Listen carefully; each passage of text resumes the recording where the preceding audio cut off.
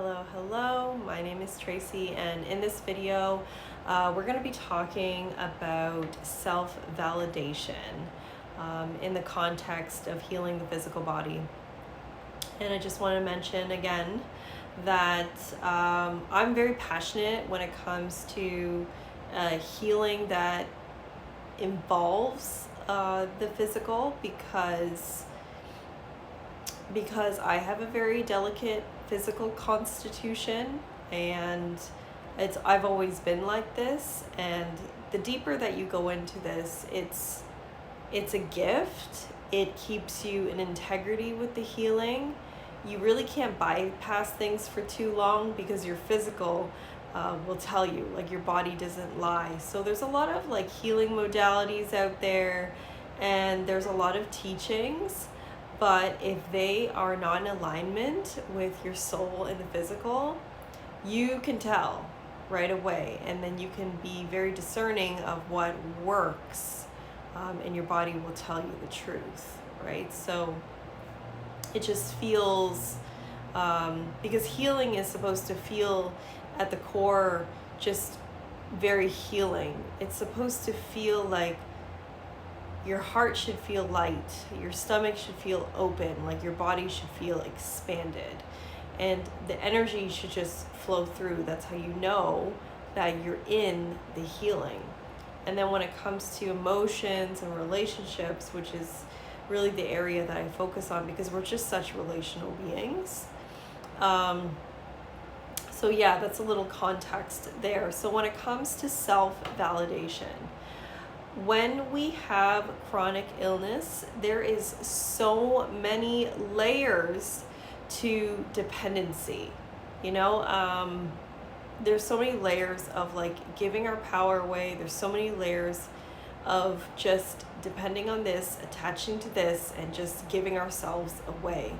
And I've gotten messages sometimes, or like even myself, I've said, oh, I don't really have dependency. Like I can do things on my own. I can, I don't need anybody. But I'm not talking about that.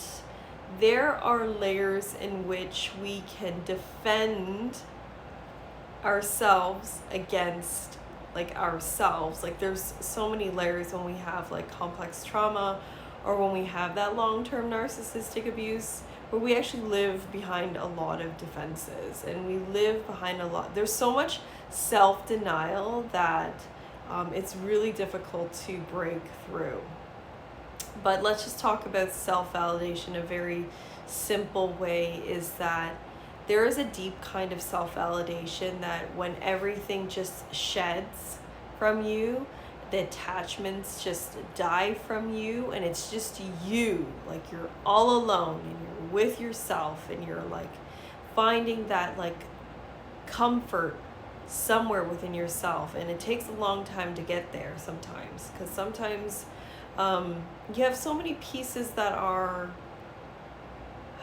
masking you from being truly naked. Because again, we can live behind like a lot of defenses. When we have victimhood or kind of narcissism, we can live behind all these defenses, and we're not really truly like naked. We're not like connected. But when it's just you and your voice and your emotions, and you can be in that space of like, it's just me, and like what I have to say to myself, what I have to say in relationship, what I have to say is important. It's enough.